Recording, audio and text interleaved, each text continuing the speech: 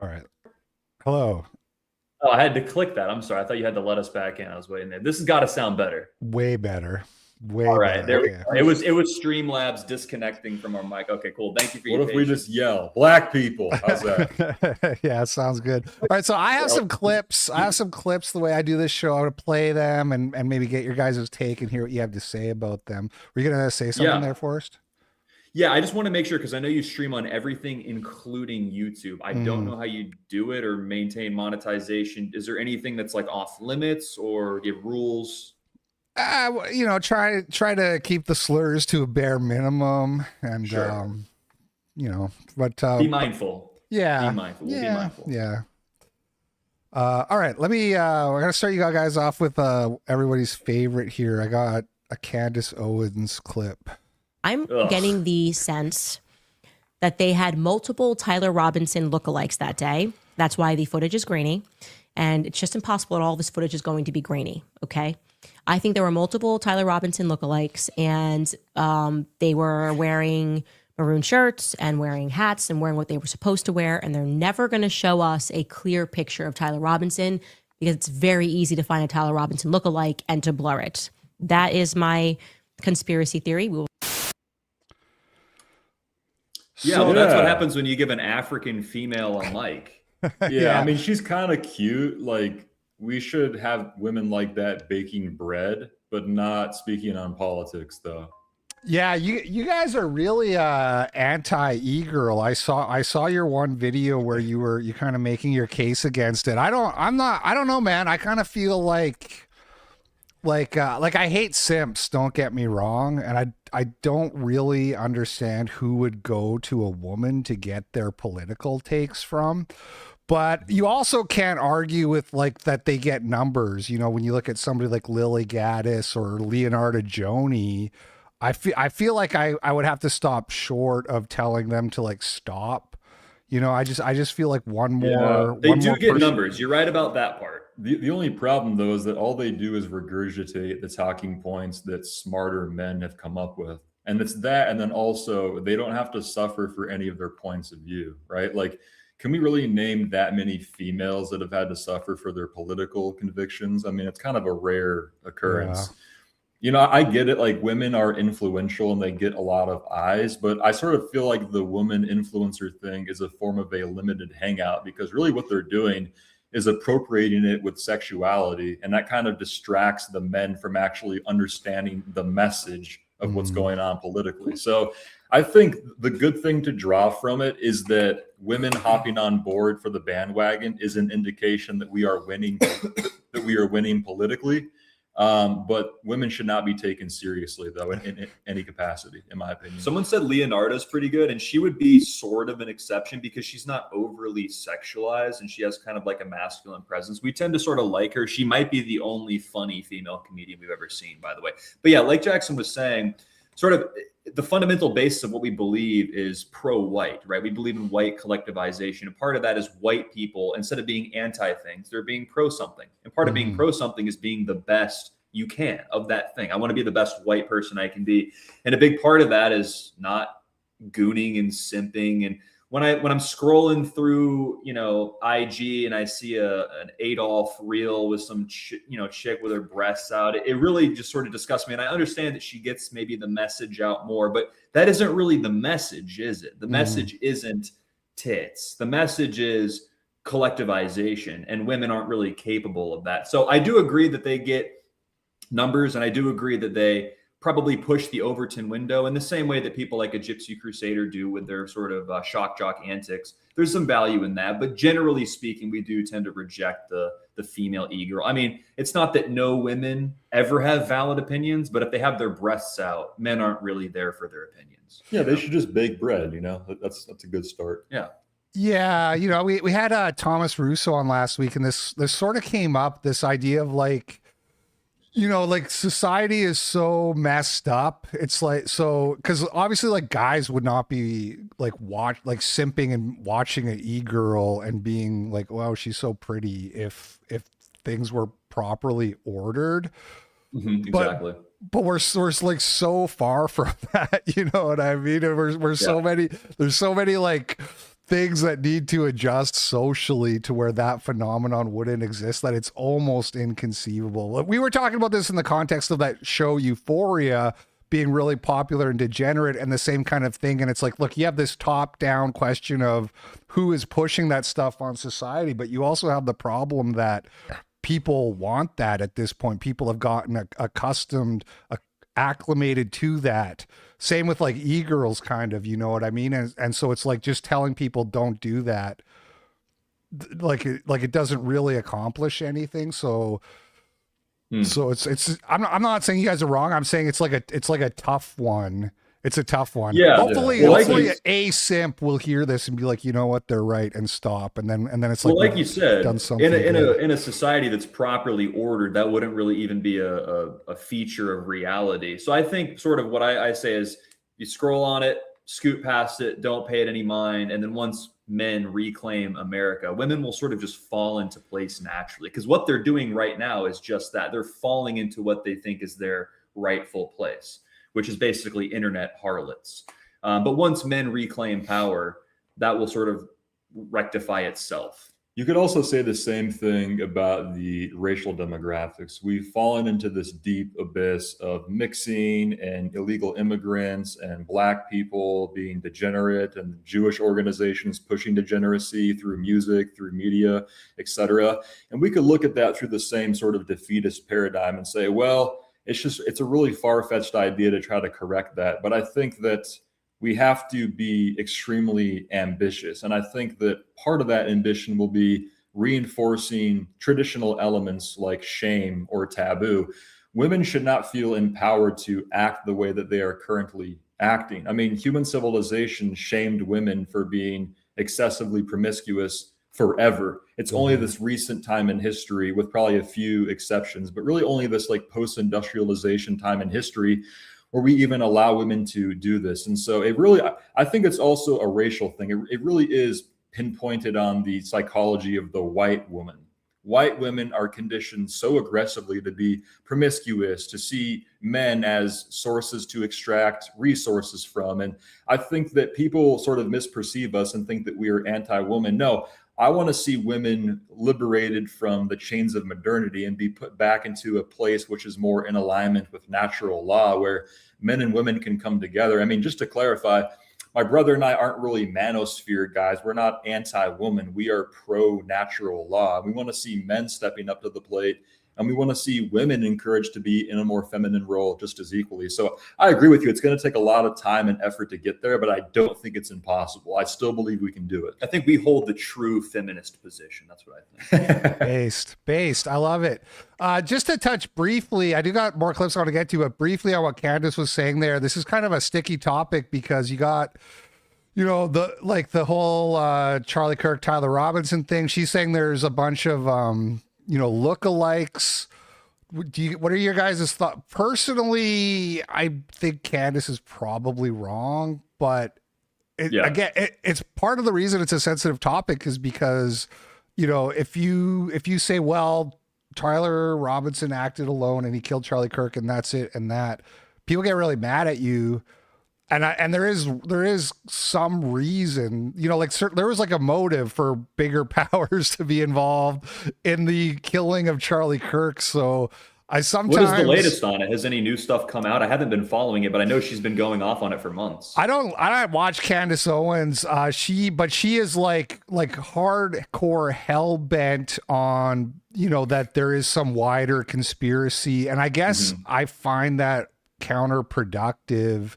Even if, even if I'm open to people asking questions and stuff like that, I just think it's sort of like entertainment more than anything real. Like it's reality TV. Yeah. Well, that's what happens. Yeah. That's what happens when you allow women to enter the political realm. They turn it into a reality television program. I mean, look, true crime, I don't want to be super mean about it, but I mean, she's kind of retarded. I mean, are we really still going down this endless rabbit hole of everything as a conspiracy? It's like, look, I would simplify my position to say it's one of two things. It's either a deranged libtard leftist who got radicalized in some sort of social media echo chamber and wanted to go out and take down this guy who he thought was like the Antichrist, right? or it's, you know, it's some sort of Jewish thing going on behind the scenes. I think it's really one or the other.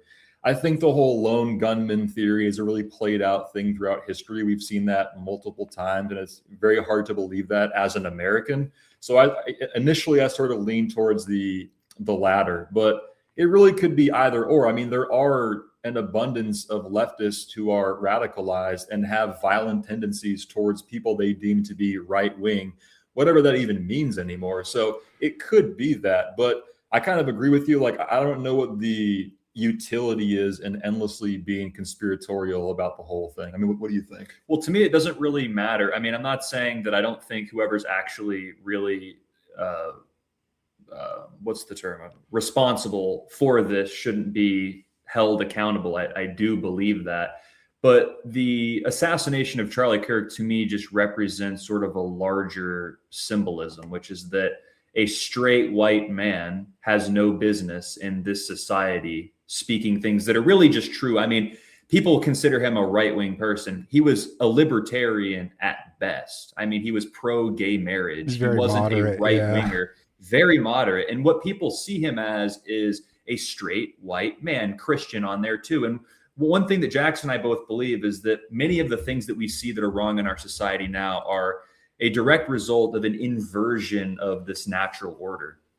The straight white man is placed at the bottom. We saw that through wokeism, and we thought that that was sort of a flash in the pan cultural movement of a bunch of sort of rebellious blue-haired people. No. It's downstream of something much deeper, a much sicker societal problem that we could say is spiritual, we could say is tribal, whatever you want to correspond that source to.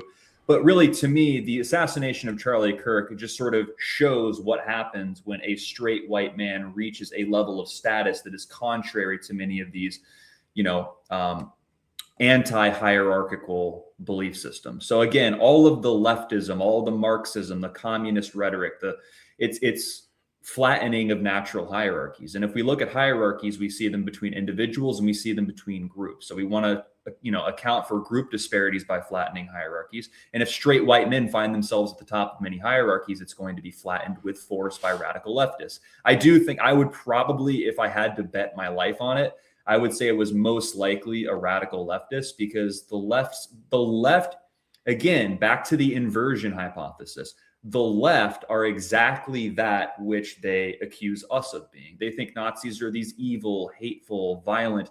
No, it's the Bolsheviks. It's the leftist revolutionary types. Mm-hmm. So I do think, and that guy that tried to assassinate Trump, same thing. He was some leftist retard that thinks Trump is like Adolf, which is, it's just not even grounded in reality.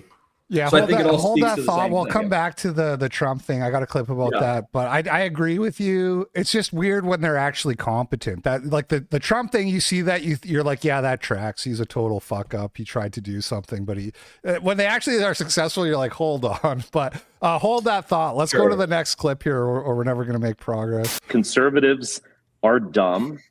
And they come to the wrong conclusion, and they come to a very self-serving conclusion, which is that anyone who isn't, you know, Daily Wire or Matt Walsh or what have you, anyone who isn't in a movement conservative is somehow a puppet, and the people pulling the strings are, you know, This is just so you know, this is in the context of the SPLC indictment they're talking about, right? Okay. Graduates of Yale University, the military industrial complex, so the SPLC, the deep state, etc. And it's all fake and a sham. The fact is, this indictment does not even suggest that. And it's just a very self-serving thing for conservatives to now say, oh, I knew it was a hoax or something. Charlottesville, I mean, again, it's a complicated matter. Charlottesville was not a hoax. I agree. All right. I've talked a lot about the SPLC thing. So what do you guys think about it? I think it's not a surprise at all that Zionist leftist advocacy groups have begun to infiltrate the right wing with counterintelligence. I don't think that's unique at all. I mean, we see that with actual intelligence agencies. I was happy to see that none of our None of our guys over at Patriot Front, who we seem to endorse and like a lot, were named in any of the indictments. So that was good to see. I don't know. I mean, I don't know all of what was released there. I think the SPLC got sued on 11 counts of wire fraud and a series of other things because they were funding, was it $3 million over the course of the last 10 or 15 years? Decade, like roughly, yeah. Yeah, I guess my response would be, look, the SPLC, the ADL, this is what they do. This is what Jews do. They infiltrate, they subvert, and they try to divide and conquer. And they have become quite successful at it. But part of exposing that will be people from a different part of the right wing beginning to gain political power, because a lot of conservatives and a lot of Republicans, and I tend to agree with Richard Spencer on a lot of things, but a lot of these Republican types are weak.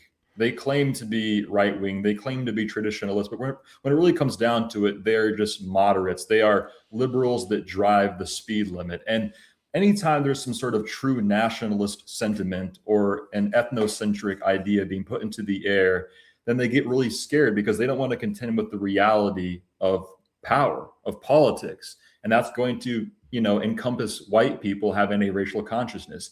And that is an element that, conservatives and Republicans up to this point have completely dismissed and been, rejecting of. So I think there's a little bit of that going on as well. And then also, like he said, Patriot Front was and is vindicated to this day. So yes. Shout out to them.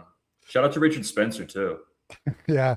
Trump said that MAGA is a center-left movement, which might be one of the most accurate things he's ever said, actually. Yeah. Yes.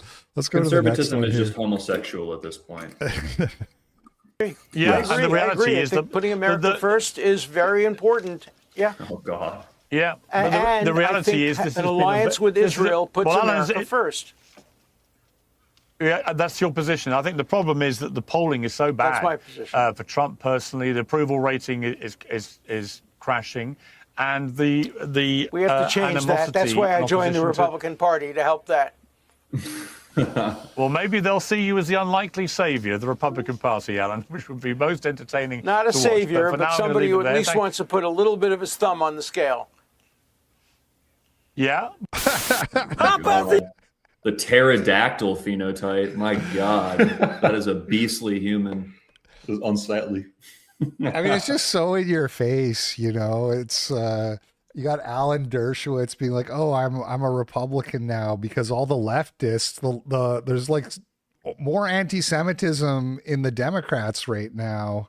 They don't really know why they're anti-Semitic, or they're in denial about it or whatever, but they're more vocal and like I saw So in a other video. words, I saw a video. In other words, he doesn't believe anything. He Right. only just is with whoever's more pro-Jewish. Exactly, That's all that pro-Israel, yeah, and I mean, and they straight up tell you too, like they don't, he's just like, yeah, I'm here for Israel, and it's like, okay, which well, is precisely what white people need to start doing now too. Yep. right. All right, next one. Ó, já pilharam o cu de mais de 80 quilos no túnel, galera. E bora botar uma pra esquentar lugar aí, galera. Ó. Ronel, acho que vai dar errado, foi pouco óleo, doido. Pouco óleo, tá doido? Tem que ser 80 quilos, pô. Lá com 80 quilos? 80 litros. Não. So I don't know exactly where this is. It's got like kind of like a Philippine, like or Malaysian vibe, or I don't know. It's got to go. Whatever it is, it's got to go. Yeah. Well, it's very Indian. I don't think they're Indian, but it's very like Indian coded, the way he's like trying to act super cool. Like, look at me slash these oil bottles open. I'm so fast. You know what I mean? But it's is that oil contained in a glass bottle? That's kind of weird too. I'm pretty sure it's plastic. I'm pretty sure it's cooking plastic. Yeah. Oh no. So you can see it like, because he's like slicing through it with his knife there, and then you can see it. He's just throwing the plastic. Oh, I thought it was shattering. Yeah. It's melting. Acabou danado, rapaz, ó. And it's almost like would it really be that much slower to just unscrew it and pour them in there? You know what I mean? Listen, it's a simple answer that we have for everything, LP. It's total remigration. 5 syllables. No, it's 6 syllables. They are distinct and they cannot integrate. But you know, they can do this, whatever this is, they can do that over there. That's on his island. He's chilling there as far as I'm concerned. They can stay over there and have fun with their bottles, and that's okay, you know. Yeah, they shouldn't have the cell phone technology to even be recording this either. Like there's something off-putting about, you know, tribes people with advanced technology. It's like it is. We violated the Prime Directive. We've given yeah. It's sort of like when you see plastic straws in the ocean, you know? It's like the industry mixed with nature. It just feels off, you know? Yeah, exactly. Oxê. I'm gonna throw that fish on there. And then they're gonna dig them all out at some point. This clip was longer.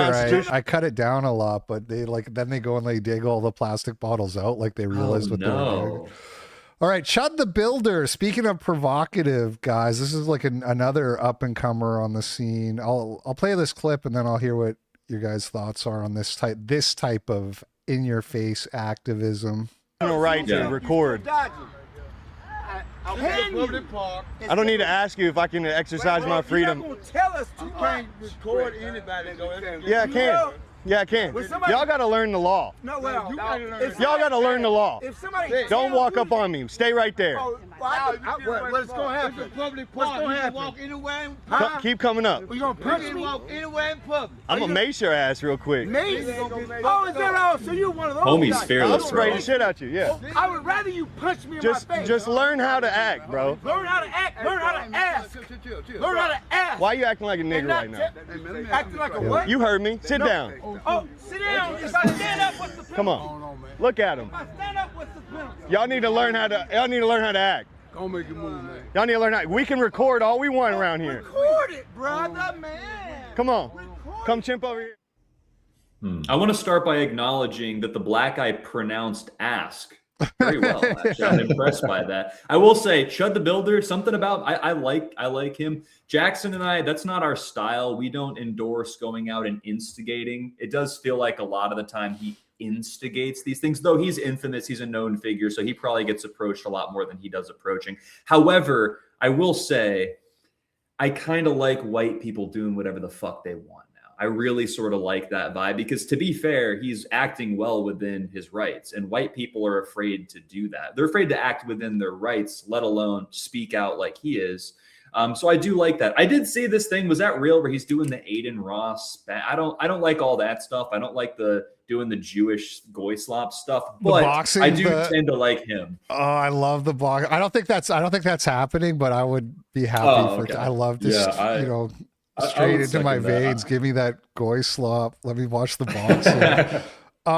No, I agree. Yeah. I like him. I wouldn't do it myself. And to what you're saying about white people doing what they want and being within their rights, you're absolutely right. There is a sense, and you hear it in the way people talk about him specifically, is that like he deserves to have like some extreme violence enacted on him.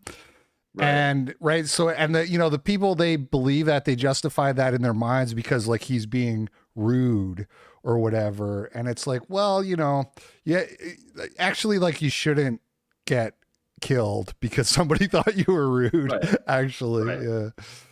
Right. Black people say, oh, well, that doesn't, you can say what you want, but that doesn't freedom of speech, but not freedom from consequence. So in other words, all that means is you're free to say whatever you want, which is protected by the amendment, the legal amendments, the constitutional amendments that our forefathers wrote and had foresight to create. But if I say something using that amendment that you benefit from too, by the way, then you can violate my personal space and actually break a law against me. It's yet again another double standard. It's just constant double standards. Yeah, my brother and I, we definitely try to take a more sophisticated approach with some of our more long form content. But I also recognize the importance of this because what it does is continues to expand the Overton window. And like he said, we've reached an impasse where white people need to just adopt this mindset. Forget about the taboo, forget about the lies, forget about the ists and isms, the racist, supremacist. No. You're white. This is your country. You can say what you want to say. Now, I don't think that the average normal person should go around, like he said, instigating. Right. Don't get yourself in trouble. No. Do not ever do that. Don't break the law. Be a productive, contributing member to society. But stuff like this, it's like, dude, like he said, the double standard is blatantly clear. So white people can say what they want to say, and we're going to. Yep. Yeah, and don't counter signal it. Basically, don't do it necessarily. Well, keep that in mind because we're going to come back to another clip about this kid who got visited by the FBI. But we'll come back to that in a sec.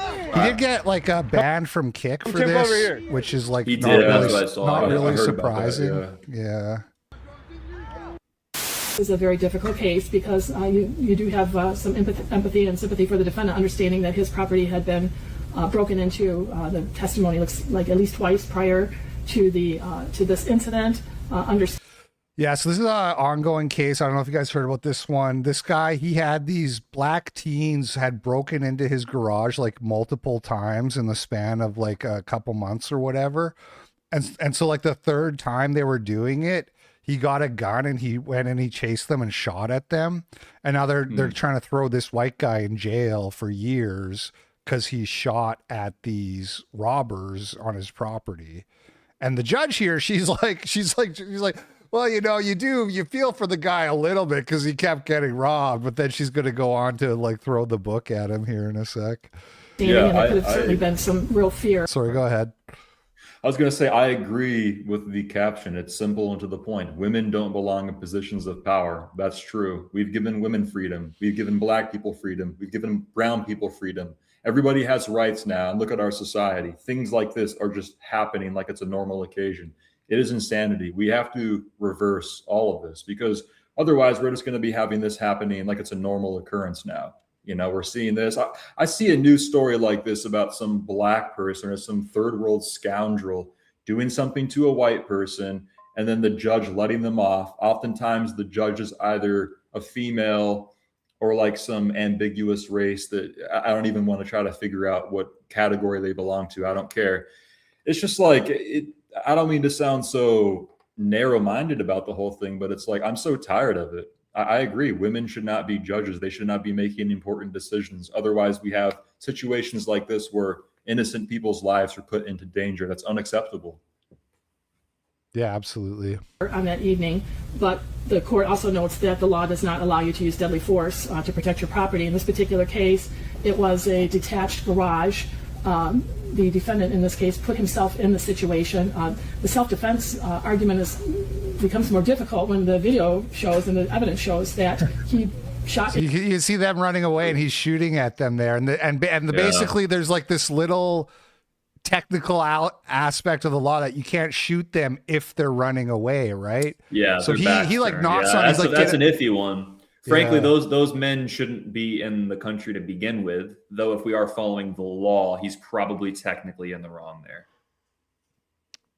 But I side with the white guy. Yeah. Into the garage blindly twice before any of the people, the burglars or the people inside exited. The video, the evidence that being the video clearly shows that he was shooting at the people who were inside the garage, the people who were attempting to burgle the garage. He was shooting at them as they were running away. Got the Karen haircut. So that, in and of itself, is certainly probable cause to show that he did intend great bodily harm. Oof. Yeah, intending great bodily harm on criminals is based. Where's the problem? Where's the problem? I'm of the opinion that you should be able to defend your property with lethal force. Obviously, there's got to be some sort of, it's like, again, it's this thing where it's like really like if you're talking about a bunch of white men making wisdom calls, then that's reasonable. But when you have this weird mix of everybody and there's all these low IQ people and that's a different story altogether. But it's not going to work for much longer. You're in Canada, right, LP? No, I'm in Washington. I'm an American citizen now. I am Canadian though originally, but I married an American woman and moved here. Good for you. Congratulations. You got out of India. You assimilated. Yeah, exactly. Yeah, you assimilated immediately. That's funny how that worked. Yeah. I'm of the opinion that we need a third testament because the Bible has become problematic. Slaves, obey your masters as you do the Lord. It's a text. Let the women keep silent in the churches. And if they have any questions, let them ask their husbands at home. There, you know, I'm just realizing there's a recurring theme here, and I didn't plan it, but I feel like I figured out one of the problems, and it's women. Yeah. Yes. Yeah, let's let a brown woman tell us what the Bible should say. That sounds like it'll work great. Yeah, and I mean, it's, you know, the Bible's pretty clear that women are not supposed to be religious leaders. They're not supposed to be teachers of spiritual matters. And you know, now you got a woman up there being like, well, we need a new Bible. It's like, damn, right, that's ambitious. That's either follow the Bible or don't follow the Bible. Right. Don't try to make a new Bible because it doesn't fit your gay, you know, Marxist doctrine. Based, exactly. Now, I'm a believer. My whole heart. I trust God this with part and my this whole part heart. and this part. I wake up in the morning talking to God and God talking to me. Yeah. But I am completely frustrated with the ways in which the text speaks to the kind of vitriolic God that makes those kinds of things. And people will say, well, it's in the book. And I said, then we need to pour that page out. Got him. That's what I'm saying. They say, well, you can't do it. It's the word of God. I said, no, it's words about God. Come on now. But is it the word of God? No. You know that's It right. is not the word of God. Wow. Yeah, she's got to get deported. She's got that like that really uppity, like uptight body language. Like when a woman got banged once really good, but the guy never called her back, and she's just like, and she's married now, but she thinks about it all the time. Yeah, she's got that like really weird body language, you know. And yeah, it's like you know who she reminds me of when you now that you say that is Will Smith's wife. Kind of like Jada's, kind of the same, that same attitude. Yes. Yes. Jada, right? Mm-hmm. All right. Let's see what we got here. One way or the other, this Charlie Kirk, even though he was good to the Jews, good to Israel, he had good values. He was a preacher of Christianity, a missionary. He affected the life of millions of people to be faithful Christians, which is a cult of idol worshippers. Well, as long as the Goyim follow this, that's their problem. The problem is that he had a lot of Jewish fans. And a lot of these Jewish fans are either stupid or ignorant. So it's very easy to manipulate them. When they see someone speak highly about the Jews or highly about Israel, immediately this person becomes their guru.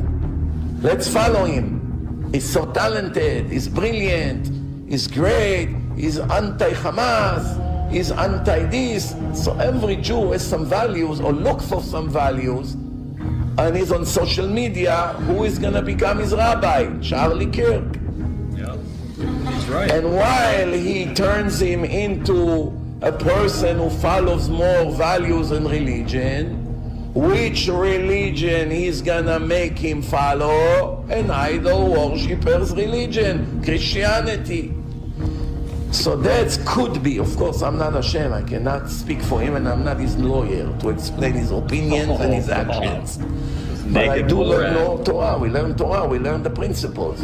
And we do know that following and worshipping any idol in the world, like a newborn baby, you are subject to a death penalty. Yeah, well, look, he's right. He's 100% right. See, many of them tell you very brazenly what they think of you. If you're a Christian out there, that's what they think. A lot of them think you're a fool, you know? 110. Yeah, 110, baby. The Goyim. And that facial expression he was making, what the heck? My Yeah. God. His face was like inverting on It's like itself. blinded, like he's like a blinded newborn baby bat. Yeah. Are you guys where are you on the whole Christianity thing? Are you Christians? We're more deists. We're deists. Okay. We think that contemporary universalism has been weaponized to subvert white people into giving up their nations. We are not anti-Christian. Okay. We think there's a lot of good Christians out there, and we also recognize our deeply cultural Christian roots as Americans.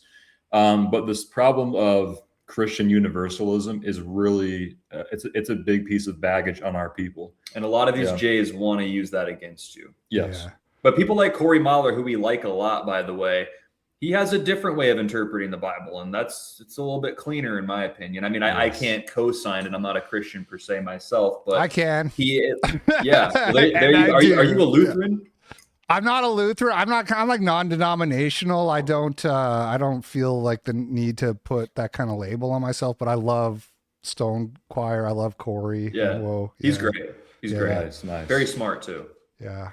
Cool. So you guys aren't like, not to like, but you guys aren't like, oh, this is like all a Jewish psyop, and I think we see the elements that they're pointing to as something to acknowledge, because I think that there are elements of it that have been subverted. But I'm not one to like, I don't like the term Christ cuck. I think that's disrespectful. I interpret religion in the same way that I interpret art or music. I think that the way we express them are downstream. So I look at European Christianity and I see whiteness. I see things that I like. I don't care if Jesus was a Jew. He's sort of he exists as a myth, as a figure, as a symbol, as an abstraction. And I totally appreciate and respect people's admiration and worship of that figure. And who knows, maybe one day I'll become a Christian. I don't know. But I tried for a long time. I'm not personally sold on it, but I don't like condemning it or being like, oh, you're just a Jewish shill psyop. I think that a lot of those people who we like, some of them, they do come at it from a place of anti something rather than pro something, because we have to be inclusive of all traditionally European religions if we're going to unify white people. And ultimately we are people first, we're race first. So if we're going to be race first, that has to include different, manifestations of our racial consciousness, which Christianity and honestly paganism, I think we can throw in there. And then deism, some secular deism. So I don't know if you want to add to that. Yeah, we're not interested in disparaging Christianity or Christians for that matter, regardless of what their denomination is. I think a lot of people who become radicalized too quickly tend to fall into that camp. I do think that their criticisms about universalism do ring true, but I'm not convinced that that's exclusively downstream from like the Christian doctrine. I mean, look, there is a lot of truth and a lot of beauty in Christianity. Some of my most favorite people are white Christian people. So there has to be something, in that doctrine that works. But there are certain elements that I'm not sure if are completely downstream from like what is true, authentic Christianity, or if these other elements are like subversion tactics or something like that. Because it's almost like, are we today practicing the same version of Christianity that they were practicing during the Crusades? It's almost like a completely different religion if you think about it. We're almost practicing like a liberal religion in a way. Whereas, people throughout time, they were always more race conscious or putting race first, even if they were Christian, for example. And so I would say Nazi Germany was 96% Christian, Yes. Cool. I wasn't trying to put you guys on the spot. I just don't really know. I don't know that much about you. So I just wanted to, well, we like this topic and it is an important one to address. So we try not to isolate Christians. And we also try not to isolate people that are Christian critical either. We're race first. We're the bridge.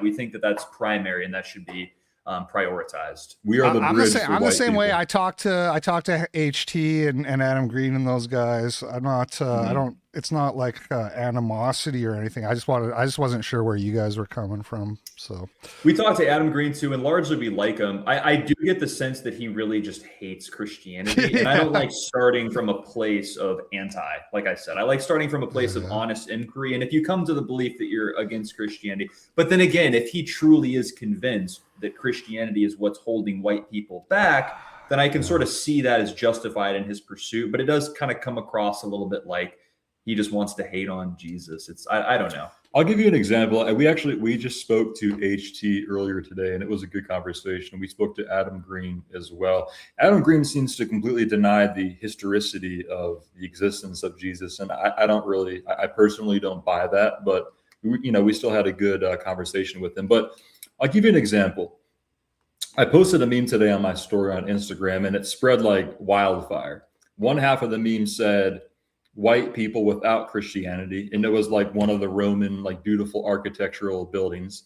And then on the right it said Christianity without white people, and it was like a sub-Saharan mud hut. And it's like, okay, that's true. I'm not saying that Christianity isn't true. I'm humble enough to concede that possibly Christianity is the answer. I don't know, right? I'm an open-minded person, but it is also true that the racial element has to play into as like a factor there. And unfortunately, a lot of white Christian people don't have the courage to contend with that reality. And part of what we're doing here is trying to show them that, hey, like, that's not the only thing that plays into a factor here. Like, the racial thing is irrefutable as a white person. So look at it this way. If Christianity is true, then it is true absent any human's interpretation or understanding of it. Same as mathematics. So you can say 1 + 1 = 2 objectively in reality, absent a conscious observer. But if you were to say, okay, well, here's mathematics in Europe, which looks a lot like, Nikola Tesla or Isaac Newton. And you can say, well, this is what mathematics looks like in sub-Saharan Africa. And it's a dude playing with blocks. Mathematics is a constant universal truth, but our interpretations and understanding of it is sort of downstream from our abilities as people. So I'm open to Christianity having universal truths embedded in it, like a narrative archival system that holds knowledge and truth. Totally open to that. And I'm open to Jesus potentially being my Lord and Savior too. I think that's possible. But I do reject dogmatism. So I think until we can get through the religiosity and dogmatism associated with any religion, let alone Christianity, can we actually have a conversation about universal truths again? But first, we have to prioritize people that are even able to do such a thing. Like, who's going to be left to practice Christianity if white people go away? Africans? Good luck with that. Corey says that all the time. He's like, there's not going to be any shepherds without. No, I get what you guys are saying. There's a lot of problems. I would never deny that. It's like you said, there's that kind of guy who's like, well, this is, Europe is great because of Christianity. And it's like, really? Is that, have you looked at all the evidence? No, I know exactly what you mean. And I don't disagree at all. Nietzsche. All I can say in defense is this one thing, which is that, like, if you look at atheists, they tend to be less racially conscious than Christians today. That's kind of one argument that I've come up with to sort of push back against this, because if you look at the polling on support for immigration or support for like race mixing, like interracial marriage, Christians are actually more opposed to that in America than atheists, which is like, I think one piece of evidence you can point at that says, if it's really Christianity that's the cause, why would, right? And if atheism is like the default state, why would they be more in favor of? But atheism means you believe there is no God, right? Whereas, well, I think actually I'm talking about like religiously non-affiliated or just whatever. Okay. Sure. Yeah, that makes sense. Yeah, I mean, again, atheism or secularism is often associated with progressivism, which is associated with more leftist leaning. So I think that would probably make sense. Yeah. Anyway, check out this clip. This one's actually really funny. This cracked me up. Oh boy, there he is again. Jeffrey Epstein. What a Chad. Annoying story, isn't it? In so many ways, and kind of infuriating. All right. He beat the system kinda in death. Total monster. I believe it. Yeah, monster. He pled guilty to that horrible, sick stuff. But that doesn't mean that Ghislaine Maxwell is guilty. And there is a hell of a lot of evidence out there that she's innocent, and a hell of a lot of evidence that they railroaded her. Part of a deep state media hysterical plot. And I don't like it. And I don't care if it's unpopular. In fact, I'm kind of really impressed with President Trump right now that he won't be boxed in when it comes to this story. And there's one thing. What is the agenda there? I think it's to get Ghislaine Maxwell out of jail. I think it's this is just like pro-Trump cope at this point. Like, all these people are affiliated with one another. I mean, Ghislaine, however you say that weird ass name, her father was deeply intertwined with the intelligence, communities. I'm pretty sure he was like a former KGB agent or something like that. Is she ethnically Jewish as well? He was Mossad. She wasn't ethnically Jewish, was she? Was he a Mossad agent? Yeah. Oh, she's Jewish too. Yeah, she's Jewish. Her dad was Mossad. Yeah. They make like the history books that they teach in high school. Or there's some weird thing there. Yeah.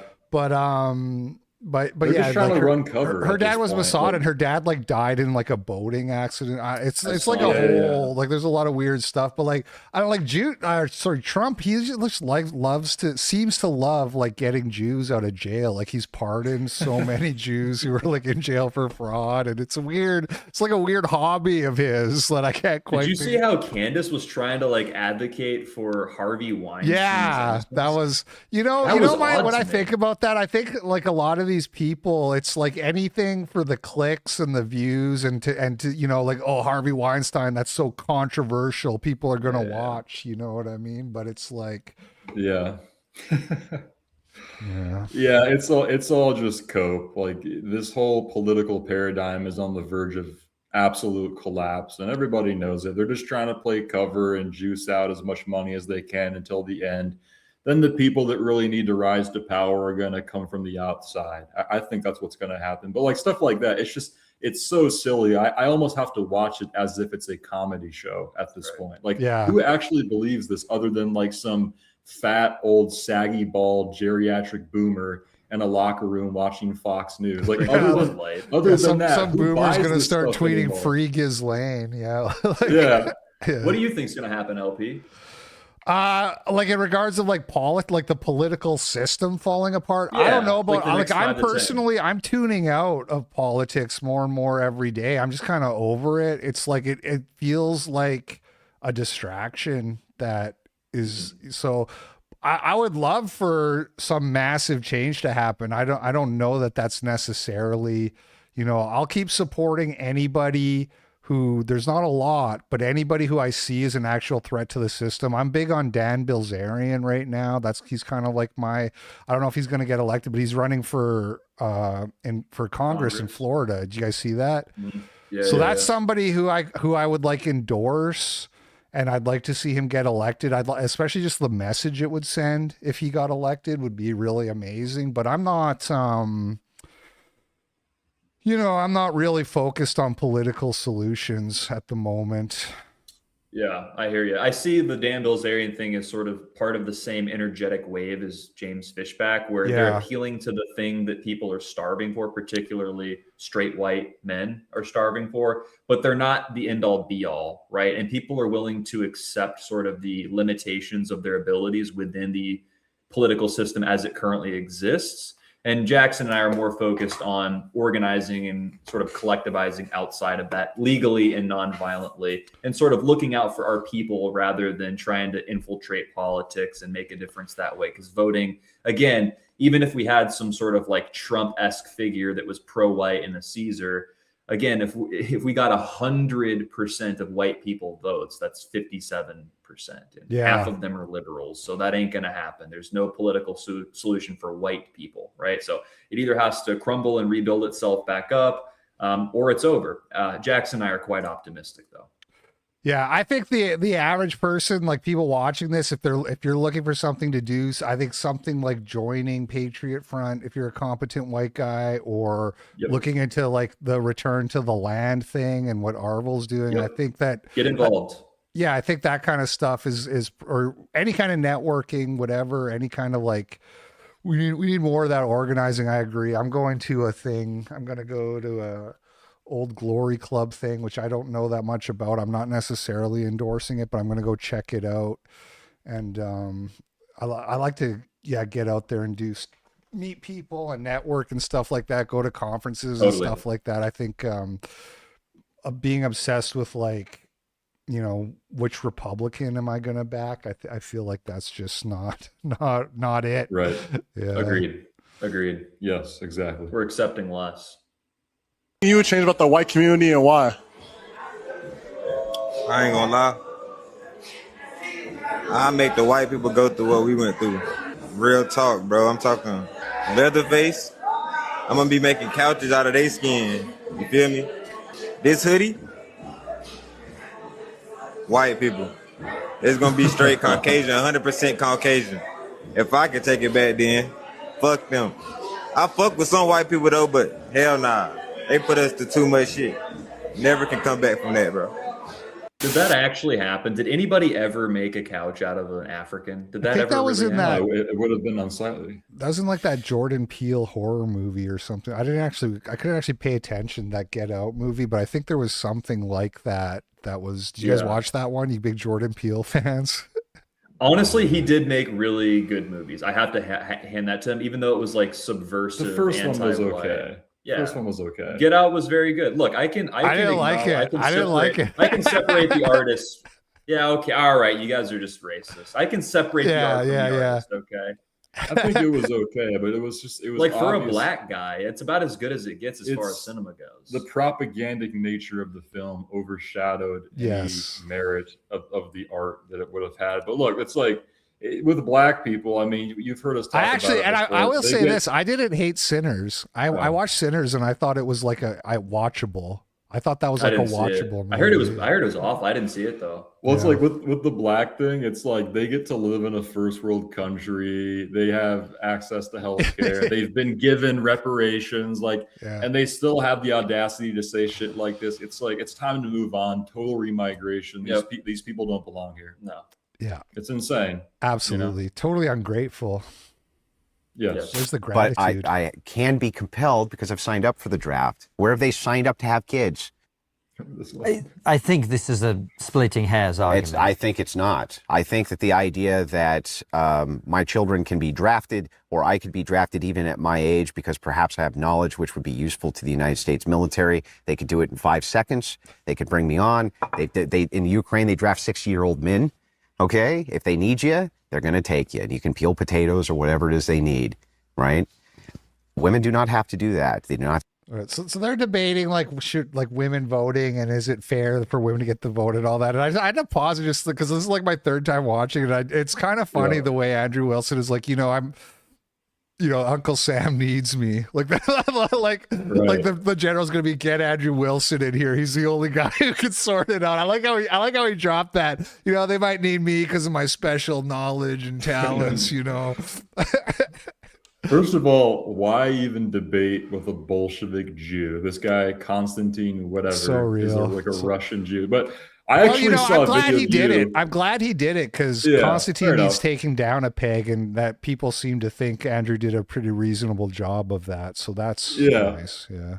But this sort of illustrates the problem I have with modern debate culture. I think a lot of debate is a slave sport, and I don't think it actually gets us anywhere. And I actually saw, I think it was you reacting to this video, and I saw your take, and I was like, yes. Basically what you said, if I understand correctly, was like, this operates from a different paradigm than people like us live in. Like these two guys are arguing as if men and women should even be equal in the first place, which they shouldn't, which shatters the whole paradigm. So I sort of look at this as like two people still living in this reality that I used to subscribe to now, whereas I'm just like, the socially acceptable way to talk about these things. Yeah. Yeah. Also, the physiognomy check. I mean, Konstantin Kisin, he looks like a fruit bat. He looks like a little skinny, like sneaky, and even like Andrew Wilson, he's not in very good shape. He's like an average looking man, but he's way better looking. Yeah, the physiognomy is so much more pleasant to look at. The green eyes and the nice kempt beard. And Konstantin Kisin, he looks like a white guy, and then something just kind of went wrong, I really dislike Kisin. He's up there on my like most hated influencers or whatever. You guys do debates though, don't you? Don't you guys like you argue with people? We do. We like host open Q&As, and then people like spurg out and want to debate us. That's usually how it goes. We don't do the traditional blood sports with like the moderator. I mean, we're open to it, but we don't consider ourselves debaters. We just sort of say what we think. And also debate culture, you've brought this up. It is kind of homosexual. It's like some of these ideas I'm willing to debate about if I don't know, or if I desire my mind to potentially be changed. But some of these things to us are just sort of not up for debate. Like the total remigration thing, not up for debate. The woman thing, not up for debate. So giving it up for debate is a mistake in a lot of time. Like in this, he's giving it up for debate that women should have some sort of role in society as like political figures. It's just like, your first mistake was engaging with a Jew about feminism. Yeah, that's why I call debate culture a slave sport, because you're sort of conceding at the beginning that the person you're talking to has a viewpoint that is worth anything. It's like, we are white people. Where does debate culture come from? It comes from Greece. It comes from like Athens and Rome and all these great European civilizations. It's like, I don't need to debate a black person about reparations. I don't need to debate a brown person about tariffs or something. And I don't need to debate a woman about equality. All these people just need to be silent. If it weren't for our generosity, they wouldn't even be allowed to participate in debate culture. And look, that sounds extreme to a lot of people who are listening, but it's like, that's really where I am at this point. Like, we're not obligated to reason with people anymore. That's where I'm at right now. Yeah, I guess the counter argument would be like, if you go out and you do this publicly, that's how you convince people of your worldview or whatever. So I think there is a reason to do it in some cases, but in this particular case, like Andrew, I like Andrew, but he does things in a sort of brand safe way that is not necessarily the most productive, because he is sort of cucking the message in that way, I guess you could say. You can convince people with your words, or you can convince people with your actions. Or you can compel people with your actions. I mean, look, you had Charlie Kirk, who was running the circuit as the most moderate debater person ever, and look what they did to him. He's fucking dead. It's like, I don't really think that we can reason with people with discourse, like, especially people who come from backgrounds of a people that never conceived of the principle of civil discourse. And so I'm not trying to be antagonistic with you. I mean, I agree with you. Temperamentally, I like to be diplomatic and try to connect with people and meet them halfway. But it's like, where are we actually getting with debating anymore? Like, we're only getting worse as a society. I think, like we said before, the answer to all of this is to just simply organize as a people. That's my personal opinion. Yeah. Okay.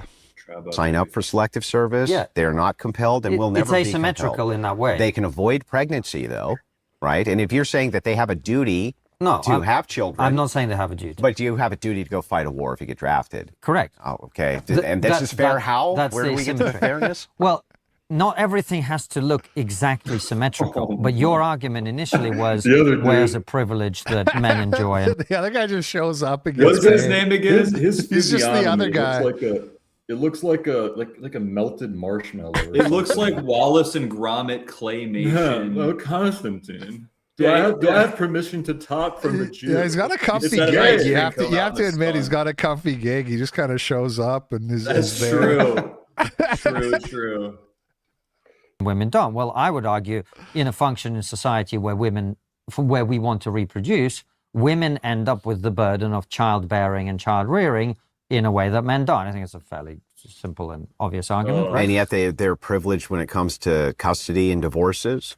They're privileged when it comes to child support. They're privileged when it comes to alimony. They're privileged when it comes to all of these things. They have every advantage when it comes to having the child. And so it's like, it's a different argument. Though. What I'm saying is the burden of bearing the child is uniquely with women in the same way that the burden of fighting in war is uniquely with men. So it's an ontological argument. The nature of woman is to have children, nature of men is to go to war. Right. And so then the woman needs to be fulfilling her nature then, right? Well, my woman is, and so is yours, yes, right? So I would insist for my woman to have the right to vote on that basis, that she's contributing, frankly, at this point, way more than I am. Drafting's collective, right? Yeah. So then the duty's collective? Yeah. Then why isn't childbirth? Andrew Wilson's very good. I will say he's very good. I mean, it's such when you take a step back, it's so weird. Like, women make babies, therefore they should get to vote. Like, how is that in any way logical? Like, have you ever seen the way women vote, dude? Dude, look, it's a flattening of hierarchies. Yeah, that's what it is. The woman naturally has to stay home and bear the child. That's how nature's set up. And now we're trying to control for this with societal pressures, saying, how do we even the playing field? It's like, you don't even the playing field. The playing field is necessarily unequal, and we have to keep it that way. That is godly. If we're going to call anything godly, it is the preservation of natural order. And if we're going to call anything evil, demonic, or satanic, it is the flattening of natural hierarchy. Agreed. I don't understand. You're saying for women to have the right to vote, they must have a duty to bear children. Yeah, well, if you're saying that there's a duty for men to go to war, and you're saying that the reason that they do is because that's their ontological nature, and the ontological nature of women is to have children. Okay, I can concede that argument. But we just ran into a problem then, because If one is collective and then the other is collective, why do I have to fulfill my duty, but they don't have to fulfill theirs? Well, I never said that I thought it was a collective duty for women to have children. It's. Do you guys have any thoughts on the fertility crisis thing? It's kind of a big topic, and I don't want to get stuck on it.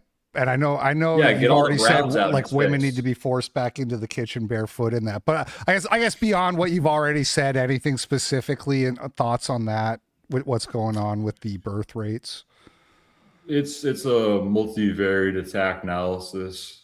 Or excuse me, a multivariate attack vector that's been weaponized by, largely Jewish people. But look, people focus on the Jewish thing. There's like a lot of subversion through media that wants to influence white women to race mix, which actually, if you look at the data, white men and women have the lowest likelihood of being in an interracial relationship. So even all the propaganda shows that white people still have the highest level of genetic in-group preference, which is a good thing. And it's also indicative of who we are. So that's part of it. I mean, there's a lot of propaganda going on as well. There's also the fact that we live in post-industrialized society. So there's a trade-off where people can favor a more cosmopolitan lifestyle where instead of bearing children and having the traditional family structure, they would prefer to go off and travel the world and do substances and take selfie photos and all this stuff. So it's also like these modern circumstances. And then I also think there's an element of multiculturalism as well. I mean, there's too many people here. We are subsidizing the children of other racial groups. I mean, what is welfare? What do all these systems really mean? It's white people who are the only racial demographic that pay more into the system than they take out, paying for everybody else to have kids and get all these, subsidized lifestyles. Yeah. So it's a lot of different variables going into it. But I think the fertility crisis could be fixed with total remigration, dismantling of Jewish influence, and having government subsidized loans for white families. Prioritizing the founding stock. Prioritizing the founding stock. And look, there is sort of like a ubiquitous fertility problem with all of the industrialized first world nations, including, first world nations like Japan, for example. But South Korea, that's not my priority. My priority is America. I'm an American. And so that's really what I'm worried about the most is how do we reproduce more white children? And I think that we can subsidize that if our priorities are in the right place. I mean, look at how much government expenditure that we waste annually on all this BS that we all know is useless. What if we allocated that to people having families again? I think there's so many different ways we could solve this issue. But yeah, go ahead. I was really disappointed that the Doge thing kind of fell through. Like I wanted more cuts, more gutting of the federal government. And it seemed really promising at the start, and then just kind of gave up. I voted for Trump because of that, partly that and mass deportations. Yeah. And when that fell through, that was the first indication that this is a lie yet again. Here we go. It's never gonna work. Yeah, it's all the same playbook. Fell for it again. Yeah. I don't date men anymore. I don't see them as people. I don't believe that they should even be allowed to vote. Yeah. Cut it if not before. That's why we're in this situation, because they're voting. That's what I'm saying. Like, I feel there should be a program They start off in jail. Yes. Like, start off in jail. Start off with no rights. You actually get none. And then you can earn them. Then a woman can say, you know what? Like, he should be allowed to maybe vote. He's going to vote when I want him to vote. That's how I feel. So I actually agree with all of that, only if it was applied to black people. I knew you were going to say that, yeah. Like, black people should start in prison. No, but in reality, like, these women shouldn't, it should be illegal for them to even speak in this manner. They shouldn't. I'm not even joking. Like, when we take power, which is going to happen, we're going to take their rights away. Yeah. And they will not be allowed to speak in this manner anymore. They can't wait for that either. I've been saying for a long time, women should have read-only access on the internet. Women should not be posting. They should not be uploading. They should be able to go online and lurk. They should have child locks on it. Yeah. I don't even know if they should be allowed to read it. Should women even have phones? I mean, let's be real. Yeah. Should they even be able to read? That's a fair point too. But maybe start weaning them off the posting and then go from there. Ready to rumble, is he not? He is ready to rumble. I will tell you, this speech tonight will be classic Donald J. Trump. It'll be funny. It'll be entertaining. There will be some shots fired tonight in the room. Oh, no. Yeah, so this is just about the assassination attempt we talked about. That's funny. She said shots fired. Yeah. We already touched on this a bit, but did you guys have any other thoughts on it? Did you look into the weird stuff with the Twitter post and all the like schizo time travel stuff or anything like that? Okay, first of all, what's the time travel stuff? Well, Candace Owens said the ancient Jesuits forced her to say this, but they told her using numerology. Remember? Are you serious? No. Oh, okay. I mean, I believe it. See how that sounds like something she would actually say. Yeah, I was like, did she really say that? Yeah. Ghost came back from the dead, and he time traveled. He occupied the body of that racially ambiguous ginger.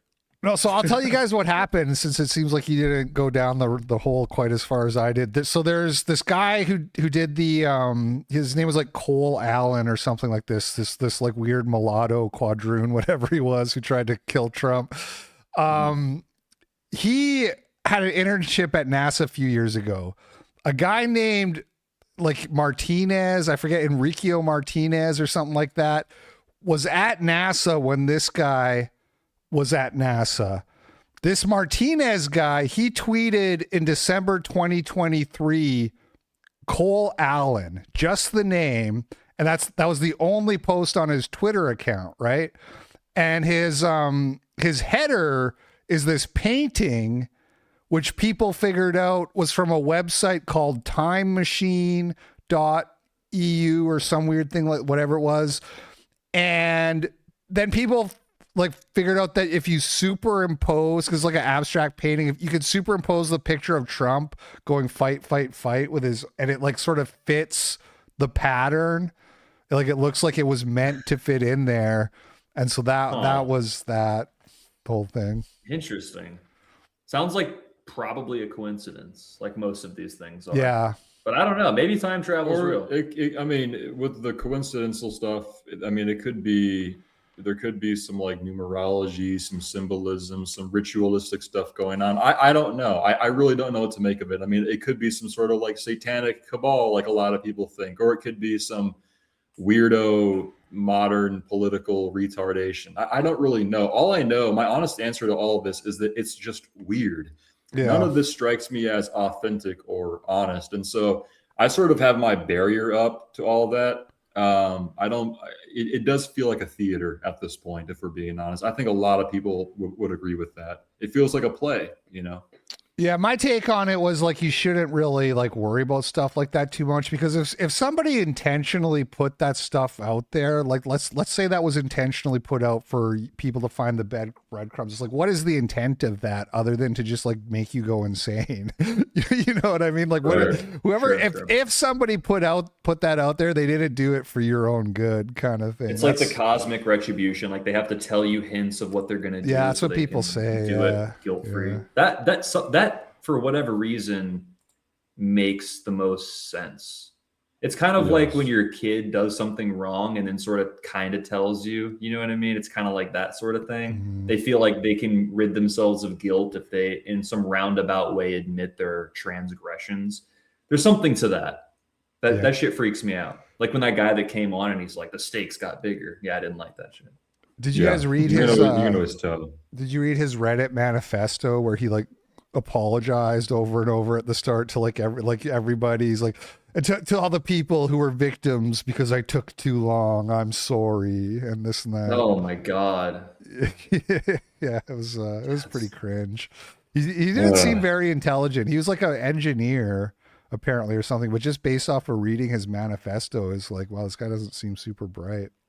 The leftists always, they have these weird sort of nihilistic, lazy sort of manifestos, whereas people like Ted Kaczynski or even like the Columbine, at least there was more like, I don't know what you would call moxie. Yeah, there's moxie, even if it's Machiavellian and wrong. I don't know. Ted Kaczynski, his manifesto is fucking anybody can be a fucking engineer nowadays. I mean, look, DEI, HB1. I mean, you know, let's be real. Yeah, well, and I think he was like he didn't have like a great job or anything like that. I kind of said like that might be, you know, I don't know. This was like, let me lay this on you. This theory that like that DEI kind of like brown man up, white man down, like that's sort of falling apart with Trump in office. And so you have these people who are like disillusioned leftoids who thought, you know, like I was, you know, I did everything the progressive regime wanted me to, but the world's not my oyster, and so they're going crazy. Do you think that could be a phenomenon that we're gonna see more of, or like you guys think we're gonna win, right? We're gonna take over. So I guess it stands to reason that as the white man ascends, or however you want to put it, you are gonna have more people who thought, you know, the world was going to be their oyster, kind of snapping in response to that's an interesting point. Of course they are, and that should be very much expected, because they're going to now get the raw end of the deal, like we have, because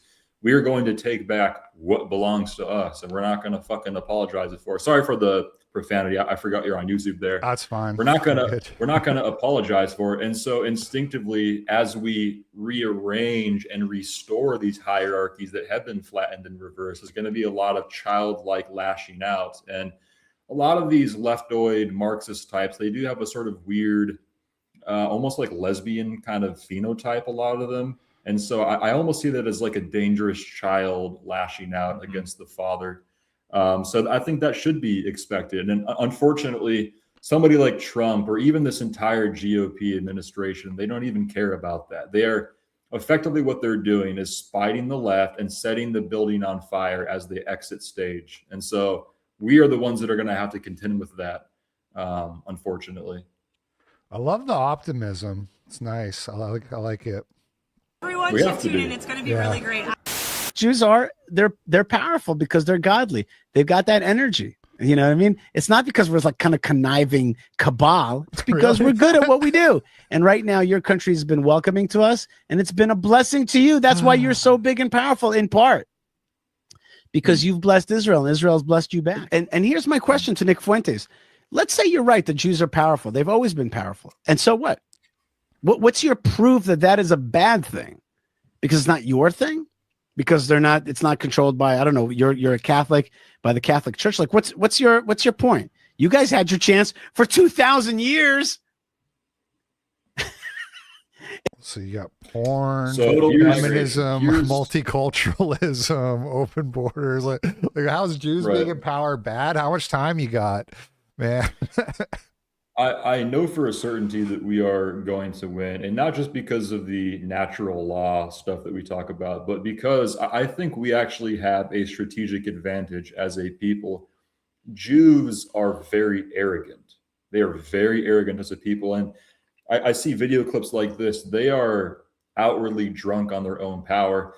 And when you are drunk on power, you really start to lose sight of your blind spots. And I think that's going to be a huge vulnerability for them going forward. And so I almost prefer our disadvantaged position in that we can sort of approach this power struggle with a little bit more humility, which is, you know, what we are as European people. So, I mean, look, he's right. Jews are intelligent. And a lot of the Wignat retards get mad when we say that. No, they are smart. They are loyal to each other. They are very organized.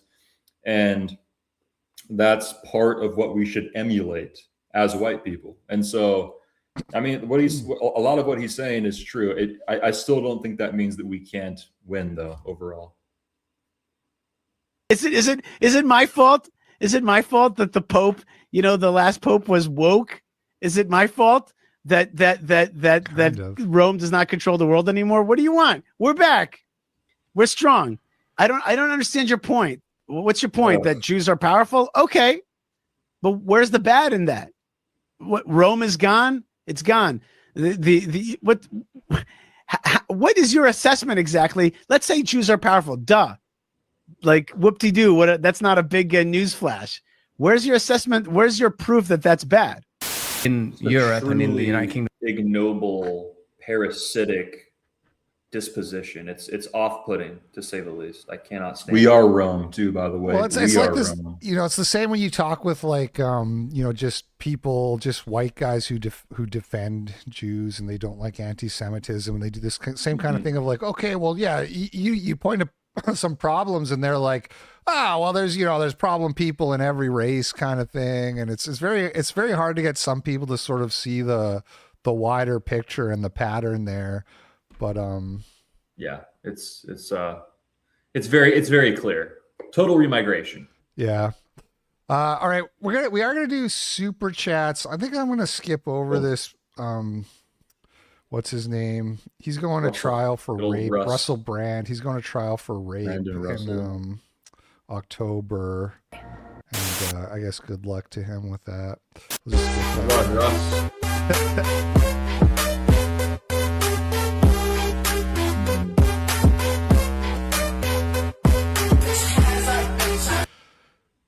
This is like this weird Instagram racism that is spreading around all the time, and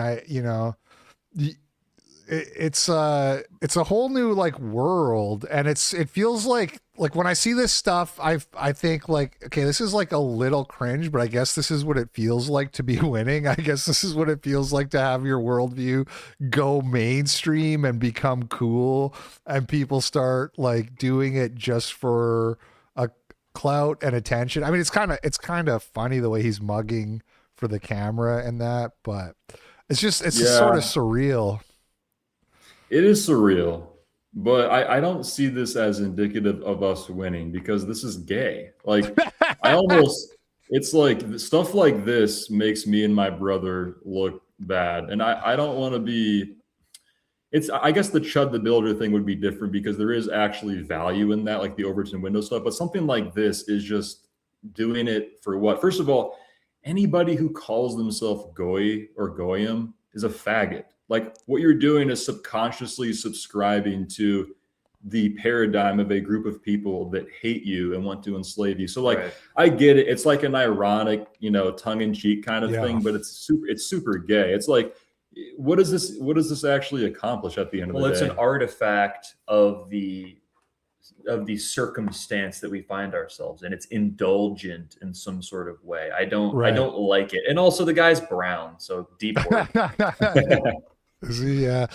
I guess like the devil's advocate argument I would make for calling yourself Goyim, which I don't do, maybe here and there as a joke, but it's not like a regular thing or whatever. But it's just like putting that word out there and people hear it and they're like, wait, what is a Goyim, And then they're like, oh, that's like a slur that Jews have for us. Like, wait a minute, Jews have a slur for white people? Instead of telling people about the Talmud or about Goyim, we just got to take our young men and put them into the Storm Division. That's what we got to do. Because the true JQ is the RQ, which is the race question. Like, once people and this is where people like Dan Bilzerian seem to get hung up. And granted, he's acknowledged black crime and stuff, but they look into the JQ and they say, well, it's all the Jews. Yeah, but what are the Jews doing? The Jews are doing exactly that which they teach us not to do, and that's why they're winning. I understand that they're intelligent, but they are tribal. They're tribal, and they're loyal to one another. And we are white. We're individualists, and that is being subverted against us. So we need to literally just do what they do, and we will do it better when we do that. Yeah. Yeah, there was another clip I saw like this. It was like a guy's ad for his car parts store, and he has like a guy come in dressed up like a happy merchant. He's like, "Oh, I need 6 million parts," and he's like, "Oh, best I can do is 270,000," and it's like so corny, and it's like an ad for his. Or I don't know if you saw like the dual girl that was going viral on Twitter the other week, where she's like throwing up slurs and she has like the spinning swastika behind her, but she's like working for the gambling, like poker or whatever, blackjack or whatever it is, and it's like so there you have these gambling sites are using racism to promote their brands and get people get viral attention. And that's what I meant by like this weird aspect of winning culturally. Because like I've been on a while, I've been like, we need to sort of like normalize racism and make it this thing that is just like culturally acceptable and people don't clutch their pearls about and all that. And then you see like, wait a minute. They're like fucking using it to like sell gambling or whatever. You're like, hold on. Well, part of it is that people are normalizing racism against Jews, which is easier to do because A, everybody doesn't like Jews, and B, there's barely any Jews. So the likelihood of you running into one and you know it's a Jew and he knows you don't like Jews is so little. Whereas if you're actually a racist, that's actually a bet. That's a real bet. You know, you're staking something in that, you know, and that's the ultimate conclusion for me is when you learn about the JQ, you're just learning about their racism. They're applying racism selectively to win. So the real red pill is doing that yourself. Yeah.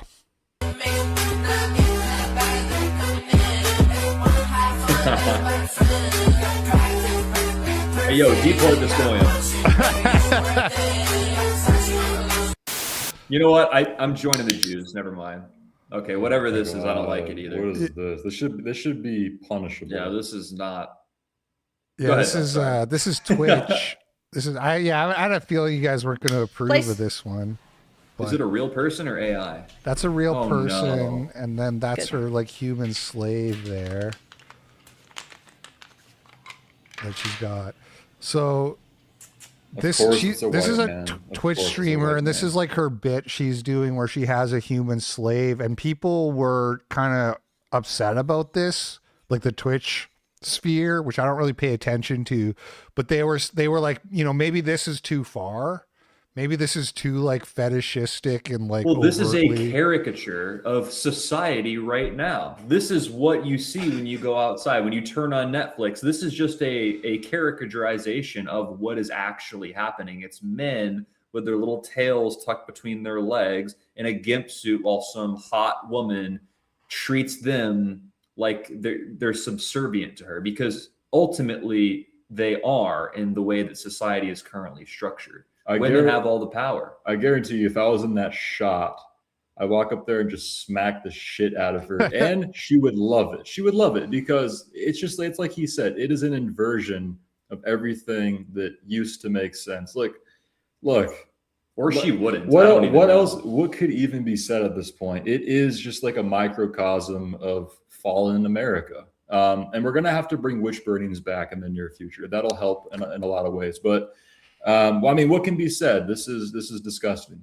It is gross. Yeah, so the CEO of Twitch, he responded to the calls for action or whatever, and he said that as far as he was concerned, that this appears to be consensual, and he actually praised her innovation and said that we like it when our streamers bring new techniques to new things. So I don't know if he's Jewish. I don't know that guy. He's like an old guy, and there's some stuff about him like hitting on the Twitch streamers and all that. But again, it's not really my world. Twitch is like a whole different world. Hi, Sky. It's the fall of Rome, LP. But it's like, I mean, that's the double standard. Is like what that Chud guy can't say nigger to black people, but this woman can do whatever. I mean, it's just like, it's ridiculous.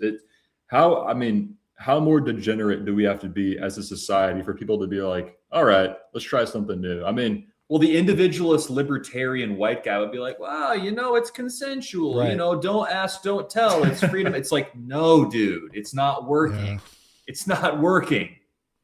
Yeah. No, I know. Well, the libertarianism thing, not to go off on that too much, but I have a guy, JF Gary Epi. I don't know if you know him, but he's a libertarian. He calls us. And years ago, I said to him, so like JF, like if some woman, if I want to take my kids for like a walk on the waterfront, and there's a woman there like twerking for her Instagram, like what is the libertarian response to that? Because I don't want women twerking in public in front of my kids for their Instagram. And he kind of was like, well, that's when you just go like live in through the legal process, and the Congress can vote on it, and it's going to be this meritocracy where there's no selective interest groups or money or lobbying, and everything works through the. Yeah. It's all got to crumble, LP. It just does. Welcome to America. You came right before the collapse. Okay, I saw this one. Yeah, this one. I guess it's like a German dating app. Like, what race is that? And they're all all together. When I did my show on Sunday, where like I have like a clip show where it's just these clips with no talking or anything, and right before this one, it was like a montage of Nazi Germany. And it was playing like a prayer, the Madonna, like the choral one. It's like really beautiful and inspiring. And you're looking at all these people and they love Hitler and they got like their cool banners and that. And then it cuts to this and you're like, man. What does that say? What's the translation? Do we know? I'm pretty sure. I don't know what it says. I just know it's okay. Allays, California Uber Allays. What does that mean? I don't really speak German. You know, I'm sorry, I mean to cut you off there. No, go ahead. I haven't eaten in 3 days, but I'm kind of glad because something like this really disrupts my appetite. It really, I mean, goodness gracious, what are we doing here? It's always with the race mixing and the degeneracy and that, you know, it's. And the guy himself is he's like black, Asian, Turkic. He's leaning into it. Look weird. at that. He's like, it's not even just a neutral threesome, whatever. He's leaning into it. Right. It's worse. A-okay. Okay, it's over. It's over. A-okay. All that really meant was, hey, see this? It's all good. That's what that's. I don't even have to read German. Yeah. It's like, it's all good, dog. She is so cute, and I don't even like kids, but I like her. Thanks for talking to me all the time. Did she give me a gift? Ta-da! Is this supposed to be when we first boarded the tram? Uh-huh. I drew it. It's for you. Oh, what do you mean? I love it. It's so Have that, kid. She hung it up. Yeah, people in the chat want to know why you haven't eaten for 3 days, now that they say that, it dawns on me that's kind of a long time. Oh yeah, I'm doing a 7-day water fast right now as a test of willpower. Wow. But what the hell is going on in this clip? I'm lost. Okay, so this is a new video game that people were talking about on X a lot because you have like there's this little girl character that you're like the male protector of. It's that trope that we've seen in other games, but the girl is like very cute. And so there's kind of two things that people are saying about this game. The one is that they're saying is that it's like a pro-natalist thing that's going to make women want to have kids. Oh, I heard about this. Yeah. And then the other thing they're saying is that it's like a game made for pedophiles because the girl is like too cute or whatever. Oh, so adorable. Yeah, so if it was a black girl, everybody would be advocating for it. True. Okay, Yeah. I mean that's interesting. I don't know. I mean, if it's pro-natalist for white people, I mean, all right, it's a start. Propaganda's propaganda. Yeah, I don't know if it's actually gonna I don't know, man. If you don't want kids, I say this all the time, like I can't even like wrap my head around it, you know, like I can't even understand just not wanting kids. I don't get it. I would highly tend to agree. I get, it's like not wanting to eat or not wanting to have like sex. people don't want the responsibility and they're worried about the money and stuff like that, but it's like nobody wants responsibility. Yeah, do it. Kids are awesome. Somebody said, where are we going to deport these kinds of white people to? I don't think we have to deport a lot of these whites. I think a lot of them just have to be subjugated after the Marxist opposition is crushed. That would be my answer. Please continue. Yeah. I think a lot of people will fall in line once. Here's my thoughts on that, and I've said this before, but it's like loving your own people and being a bit racist. I think that's like the natural state of man.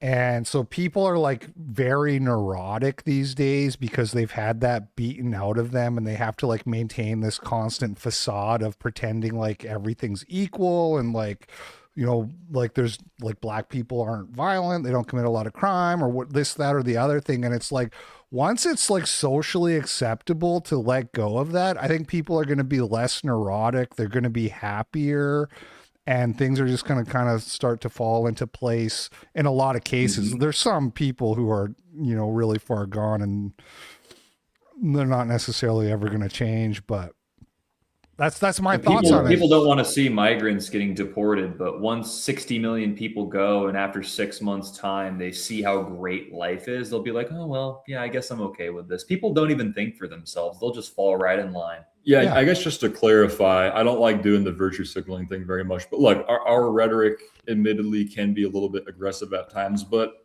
the real reason why my brother and I are doing this is because we care. We think that people, we look around, I see people are miserable.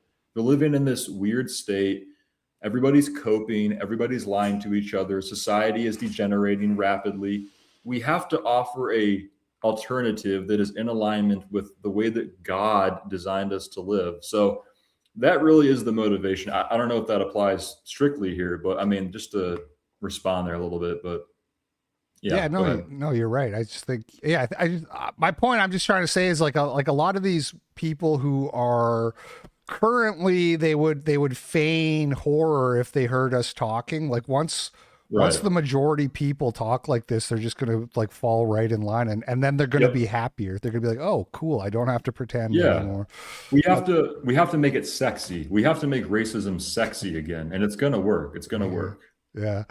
Okay, I think this is the last clip, and then we'll do super chats. This is, and I sort of alluded to this one too, which is, this is a guy who the FBI showed up at his house. I watched it. It was like an hour-long video. I watched this whole video, but here's a little clip. The whole thing is an hour. Wow, okay. Yeah. Here with the username Incel Revolution soon. Yeah. Have you talked about how all women need to be masculine? No. What? Total Jewish bring forth now. Kill them all, get lefties. I don't know how much you guys would believe me, but on my end, that's just emotional banter. A white male. Oh, a white male. He's so scary. What is wrong with you come people? up with one They're that's FBI. Nobody They can could have see reported anything. me. Yeah, because they're terrorists Watch that have your access mouth. and spy on people with the Patriot Act. Okay. You need to watch yourself. I don't care. I can say all of this. This is free speech. Okay. Saying the shit online, incel revolution, saying total whatever, it's don't do that. But also, this is where things are headed. Listen, my young white brother, don't get yourself in trouble. Like get a lawyer, you know? But look, well, I mean, it's what you just said. Total remigration. Yeah. You know? I like him. He's a young. How old is he? He's like 19 or something. I think 18. I think 18. Yeah, I mean, fuck it, come on, bro. Yeah, what I'll say is, the comments on the YouTube video were bleak. Where, you know, people love to pile on a guy like this and be like, look at this little loser. Like, he lives with his parents. Like, he's never been disciplined in his life. Like, it was a lot of that sort of boomerish, everybody shitting on the kid. And that was kind of a shame. You know, it's right. We gotta like, look, man, this is, a lot of people aren't going to have the stomach for what's coming if you can't handle some banter online, some rhetoric that is maybe distasteful or whatever. You're not going to have the stomach for what's coming. What we're talking about, like the total remigration thing, and so it's frustrating when you see those kinds of comments being all, being everywhere, all over that video. Which, if you look at that video, that's how it is. And right. But it's like you guys said too, like people are watching, and if you think it's bad now with Trump in office, wait until the Democrats get back in, and you're saying stuff like that in your Discord group or whatever, they really will throw the book at you. They really will come after you, and you got to be smart and careful. Yes, and after that cycle happens, we will then get everything we desire. But when I look at a video clip like that and I see this older generation dunking on them, it really disappoints me, because the attitude we should have, instead of looking at this person and judging them, especially if it's of our kin, we should say, okay, wait a minute. why is this young man saying this? Why does he feel this way? There has to be some level of validation to the way that these people feel. At every turn, our young white men are being turned away and saying, well, you're wrong just for feeling that way. No. These young guys that call themselves incels, they're disillusioned, they're hurting in some way, and that needs to be acknowledged. And look, it's not a threat, but it is to say you keep pushing these people around, there's going to be a reciprocation at some point, you know? So we have to stop being so dismissive of people and being so numb all the time. Like, there's a reason why somebody's feeling this way. It's not just a random event. So I'm not saying you should say the things that he said. You should never say those things, you know, be impulse control. Have impulse control, be a white person, right? But look, dismissing it is not going to make it go away. So that's what it is. That's right, Brett. That's right. You guys ready for some super chats? Yeah. Go ahead. All right, let's see. Flood sent $10. Thanks, man. Do you guys know Flood? You know that guy? No, sounds great. Sounds like a swell chat.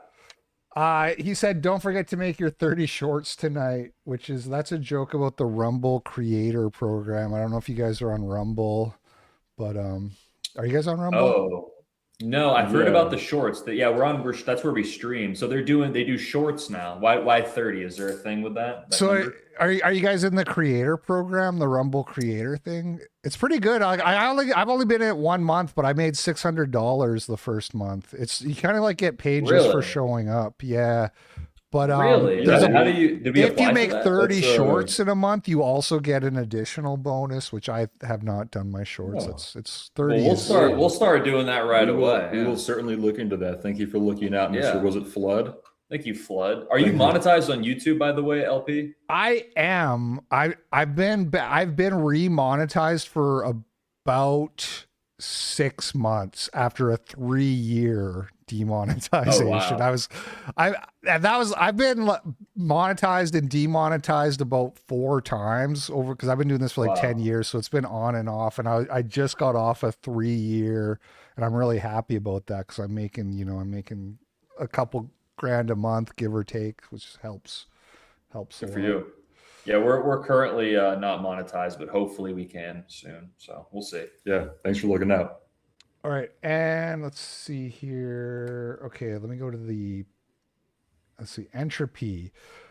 Donnie B says, were these young gentlemen homeschooled, and are either of their parents religious? Well, it's the same parents because they're brothers, but no and no. No, our parents were religious before they had us, and then they became sort of secular, libertarian kind of people. And that's how we were raised, essentially, sort of secular libertarian, culturally Christian, but secular libertarian. Our bloodline does have deeply Christian roots, though. Our 8th great grandfather signed the golden tablets shoulder to shoulder with Joseph Smith, which is kind of cool. Wow. So we do have that in our blood, but we weren't raised that way, though. No, we had to kind of discover it on our own. You went to public school? Unfortunately, yes. Yeah, we went to public school in a mostly white area, though, so we weren't really radicalized until we were in our late 20s, right? Yeah, I was raised totally secular, and I grew up in a small town in Swift Current, Saskatchewan, up in Canada. Small white town, very white, and I was totally basically just a normal libtard for a long time. Until I got on the internet, I saw everybody shitting on white people. I was like, what the? What's with the music? Like, what do you guys play, or what kind of music do you make? We made music for like 10 years. He plays fingerstyle guitar now. I can play guitar, drums, but I'm a music producer, so I produced online, and he's been an artist and a songwriter for a long time. He was a poet even before that, and we created music for a long time. I create a lot of EDM, like house and dubstep, under Hurting Murphy, the moniker. He does everything under Jackson Price, and then we have our collective stuff, Frojax. We only released 3 songs under Frojax so far, but honestly, as far as style, we're pretty diverse, I would say. A lot of hip hop, a lot of EDM, R&B, pop, electronic. I play fingerstyle guitar. I mean, we do a lot of different things. We kind of have our own thing going on. But if anybody's curious, he has the Hurting Murphy catalog. I have the Jackson Price catalog, and we have a few Frojax songs too. We'll probably bring that back at some point. But with AI, and like all the stuff that, you know, I see you talking about as well. We were like, well, let's pivot to talk about something a little bit more important. So that's kind of what our trajectory has been. And there's a demand for it, that's for sure. Yeah. Yeah, I'm glad. I'm grateful you guys are doing it. I love it. Let me see here. Power chats. Okay. Big fans of the Frojax bros. This is coming from Metalhead86, and he says, what kind of music do you listen to? I listen to a lot of like UK rap. Most of my favorite rappers are just like white British people. Whites and Jews, and it's uncommon opinion, but whites and Jews are the best rappers. Hate to break it to the black people. All these Wignats are always like, you guys like rap, that's Wigger stuff. It's like whites and Jews make way better rap than black people even do. So whatever. I'm kind of weird. I listen to some fingerstyle guitar. I listen to like ASMR history. I listen to Christmas music. Music sometimes, right? Right. And then like Hitler as well. I'd like sprinkle some of that in there too. And Christmas music then, and Hitler, jingle bells, and then Mein Kampf. Yeah, and then like our stuff as well. So I, you know, try to switch. I was a metalhead for a long time. I'll throw on some metal, some Acacia Strain, Chelsea Granatilla, and then some like EDM dubstep, Jekyll and Hyde, Peekaboo, that kind of shit. Nice. Okay, Ghost Dog Man said, W.I. Hypocrite, Frojax collab. Thank you, appreciate it. Thanks, Ghost Dog Man. Gabber says, recent trend, brown people find putting plastic bags or bottles in the oil makes their plantains crispier. I did see that. There was one video of an African woman and she was like, and I've seen people like, have you seen the videos where the black guys are like, cooking hot dogs and they leave it in the package, they just throw it on the barbecue in the plastic. It's so crazy and counterintuitive because you hear all these stories about how we have like microplastics in our balls or whatever. We have it just from them being in you're not supposed to like touch receipts or whatever. These guys are just like straight up like, I'm just gonna like fry my hot dogs in plastic. These are the folks, you know, they eat mud cookies and they massage their testicles to get the urine out. I mean, this is just kind of what they do. And it works too, trust me. I mean, what can I say that already hasn't been said? You know, total remigration. Yeah. All right. Anonymous says, I asked my mom sports and MSM watching mom. Okay. Let's start over. I asked my sports and MSM watching mom how many blacks were. She guessed 50%. It's misinformed women who hate learning the truth. Yeah, so 50% of what? I think he's saying he asked her how many in America, like what percentage of America she thought was black, and she said 50%, and it's because of their overrepresentation on TV and commercials and stuff like that. I think is what he's getting at. And they're very loud, so that makes sense. Yes. They're overrepresented in volume. Yeah. So same with gays. Like if you watch TV and you ask somebody what like percentage do you think of gays, they'd probably say like 25% or something. I know, you know what I mean? It's fucking insane. Yeah, that's what about trans? I mean, that's kind of, they push that a lot too, right? Yeah. Mm-hmm. Yeah. But I don't know if you don't see as many on TV, but you see it a lot on social media, that's for sure. Yes. All right, Wandering Neanderthal says they're that wrong while also being more highly educated than ever before in history. I think that might be from okay, sorry. These are we're done. Those last two were from my yesterday show. Let me check. I didn't miss any. Some people bought some subscriptions. Thanks for buying those, guys. How do you do super chats? Do you do them through YouTube or do you have like a separate thing? I take them through YouTube, through Rumble, through Power Chat. And, so you do it all. Yeah, whatever works. I like Power Chat because it's good for like, I don't do the text to speech and all that when I have guests on, but it's fun when I'm just doing my show to get those alerts and that. Yeah. Absolutely. We just got a $20 donation. Mr. Goybens says, feral foids need spanking. Yes, prepare your arsenal of paddles, sir. The great cultural spanking awaits. Yes. All right, guys. Well, I think I got all the super chats as far as I could tell. Thanks. No, wait, there was like, I swear I saw $100 one from Titan at the start of the show. What happened to that? Titan. Yeah, he's a good guy. He really supports well, thank you, Titan. I don't know if it would have been on Power Chat, I think. Yeah. I don't know. How much of your chat is brown people trying to make sure they make it in the new Renaissance? How much of my chat is brown people trying to make sure they make it? Well, we got Revelator, we got Manny Quintero, we got a couple characters in the I Hypocrite verse who are like, they like to call in on my call-in shows and that, but yeah. It's hard to say the percentage wise. Yeah, it is hard to say. Womp womp. Okay, guys, that's gonna be it. That's gonna be the show. Big thank you to the Frojax bros. Love what you guys are doing. Keep it up. Make sure you guys subscribe. So I did put links for the YouTube channel and the Twitter account.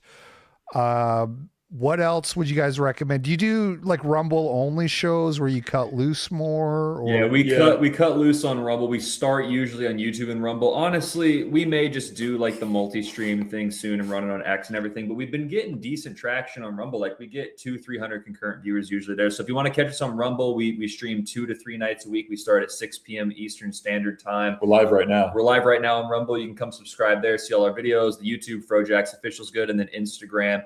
And then Twitter at Frojax _FROJX. Same with Instagram. You'll see us. If you're red pilled, you'll see us on Instagram. Yeah, we're everywhere, and you might get to vote for us in 2032. But thank you for having us on the show today, sir. God bless you and your family. Yes, sir. Thank you. Yeah, I just followed you guys on Rumble too because I'm trying to like raid people. I'm trying to like follow as many cool people as I can so I can send my. We'll hit you back. Oh, and Frojax.net, by to if you want to.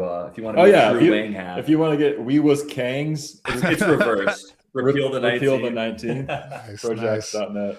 All right, guys. Thanks very much, everybody. Thank you for watching. Thanks to the super chatters. Everybody Later, have brother. a good day. Take it easy. Catch you on the flip side. Yes, sir.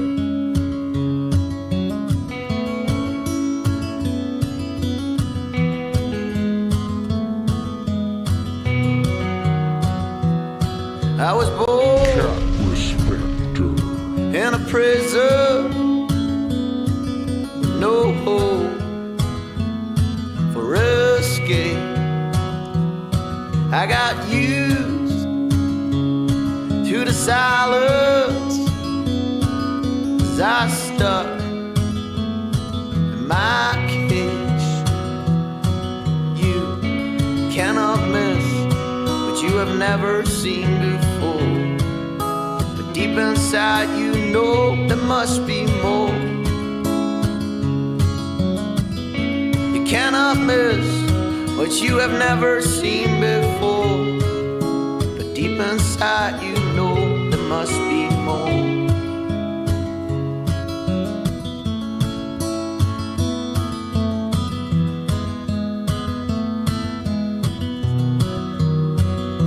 I heard a voice, but I could not follow.